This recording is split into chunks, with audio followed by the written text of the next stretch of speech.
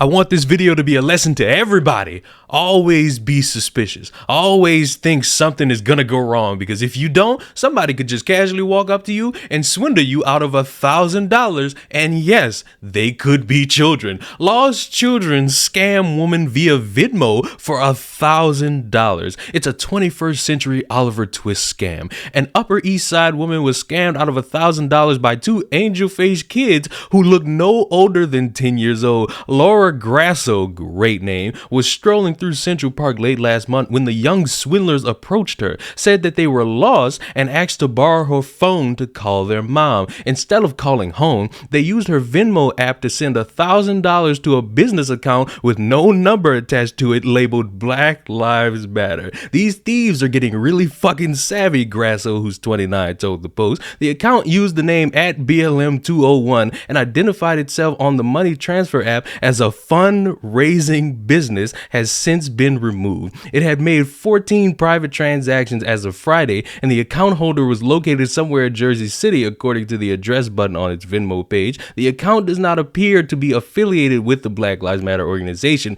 That's good, because a bunch of people probably gonna run with this, saying BLM kids are out scamming everybody, which didn't immediately respond to inquiries from the Post. I mean, they don't have to, because if they didn't have any affiliation with this and it's a bunch of dumbasses going around scamming people, it's not really their problem. The boys left after 2 minutes, said Grasso, who got an email only moments later notifying her of the expensive transaction. By then, the grade school cons were long gone. I was in complete shock, utter disbelief. Then I got scared, because what if it wasn't just Venmo? What else could they have done on my phone? She went to the 19th precinct on East 67th Street, where the police told her she was the third person that day, July 30th, who said that they were swindled by a pair of minors who conned their way into the victims' Venmo accounts. Let's stop right there. As a grown adult, why are you strolling in the park and giving your phone to anybody? I don't care if it's a great sob story. I don't care if their parents dead. I don't care if they can't find their way back home. I'm not letting nobody touch any of my personal items. Not my glasses, not my headphones, not my dildos, because they're all mine, and I don't know what any of you are going to do with my items. I need my items. I cherish my items. I have personal attachments to each and everything that I own. Why? Because I fucking paid for them. And to act as if you gotta have a situation where, oh, but they're little children. Children can con you as well. Let's not act like everybody's all rosy cheeked. Everybody's buddy. Everybody's going around loving each other. There are people out there, young and old, who will con you because they see the goodness in your heart and they know they about to come up on some money. In Seminole County says a man seen panhandling at a busy intersection is taking money when he doesn't really need it. One neighbor even confronted the guy as he walked out of an apartment near the intersection of Wekiva Springs Road and 434. He says the panhandler is pretending to be homeless. Let's get to Local 6's Evan Lambert, who is live on the corner of 434 on Wekiva Springs Road in Seminole County tonight. And Evan, you talked to the panhandler and the man who confronted him. What are they saying about this? Well, Lisa, neighbors say they see the man here at this intersection all the time. Often he's had a sign, a cardboard sign that says he's homeless. He told me tonight he's not homeless. Neighbors say that this man has been lying the whole time. He says this is all just a misunderstanding. He sits there and he just takes handouts and lies to people. I'm homeless. I'm hungry.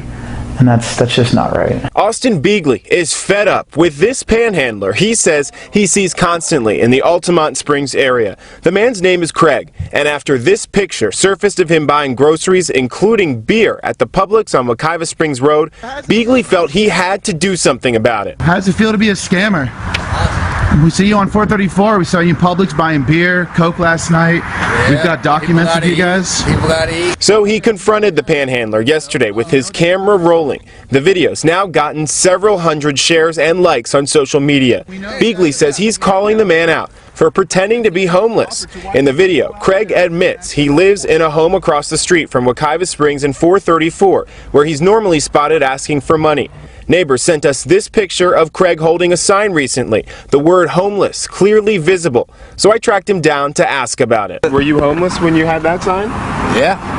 And now I've jumped from place to place. Craig tells me the news sign he's been holding says nothing about being homeless. And even though he's staying with family at the moment, he still needs the help. I'm down on my luck. I'm having a hard time. I just started the job. I'm waiting to get my paycheck.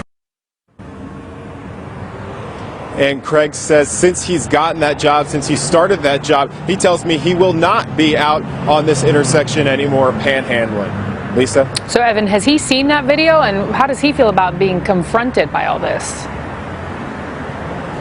Lisa, he has. We actually showed him the video, and he says that he actually calls it defamation, and he plans to sue the man that was recording that video. Police there wouldn't take her complaint because it wasn't in their jurisdiction. Next, she went to the Central Park precinct where police initially blamed Grasso and refused to file a report. That's tough. They told me you gave them your phone. It's your fault. Why would you let a stranger use your phone? Thank you. Because why on planet Earth would you allow anybody access to your phone where you got accounts, where you got personal information, where you have all these details? Why would you trust anybody? Yes, I know you're going to sit there and say, but it's children, Leon. And as I just told you, children can scam you. Grown adults can scam you. Pregnant woman and her young son are spotted begging for money in a San Diego shopping center parking lot.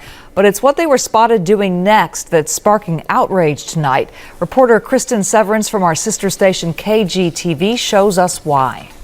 Right there in the corners. Melissa Smith said she saw this pregnant panhandler and her son at this Eastlake Plaza every weekend. I felt bad. I mean, there's a pregnant lady with a little boy and is down on her luck. The dad comes out on the weekends and stands with them. She held a cardboard sign. Please help. And plenty of people did. Lots of people give them money. Smith said she was getting gas when she saw the couple at the usual spot. They were leaving and I noticed they went into a Mercedes-Benz. And I thought, wow, a Mercedes-Benz? She shook her head, got in her car, and drove away. Lo and behold, they were in front of us.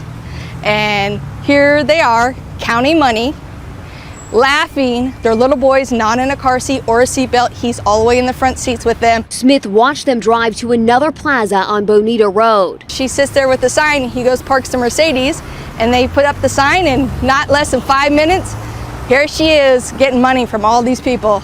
She took pictures of the woman and little boy. She said the woman saw her. And next thing I know, she picks up this big boulder about this big, goes over her head. So I don't know if pregnant people can do that, but it was pretty big over her head and coming at me with this rock. Another witness saw the whole thing and called 911. She grabs her little boy and takes off through the middle of the parking lot. Police told Team 10 they did respond, but the couple had left. Smith gave Team 10 the license plate number 2. We ran the plates. The car came back belonging to a woman. Her address was listed here at this apartment complex in Encinitas. No answer. I left my card and a note to call me. We went in the evening and during the day. A woman called me back but said she had just moved in.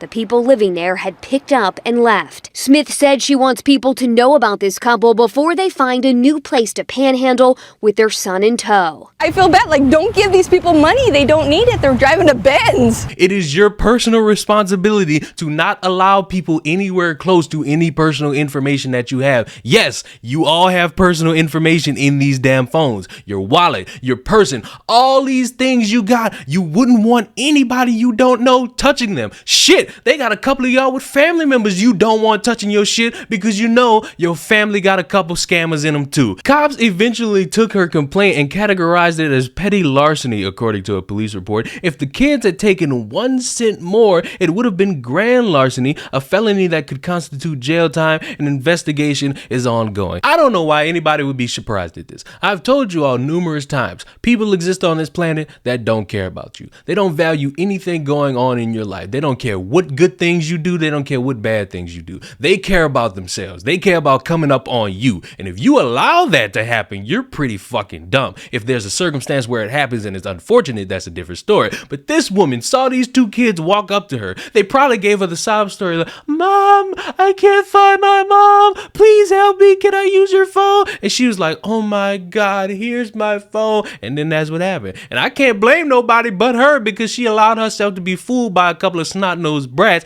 and this is why I never take anyone serious. This is why I never hold anybody's story to any form of truth, and I always just wait, or I casually fucking ignore them because I don't know what they're trying to do. I don't know what they have. I don't know what could possibly happen to me if I say no, so I just casually drive off. I walk past, I run if I need to, because I trust nobody. But that's me. Let me know what you decide to do if you run into two kids who want you to use their phone to call their mom. Are you going to give them your phone, or are you going to make sure you keep everything on your person, or are you going to just run from a bunch of 10-year-olds? Let me know in the comments down below. Subscribe to the channel. I'll see y'all in the next one. Goodbye.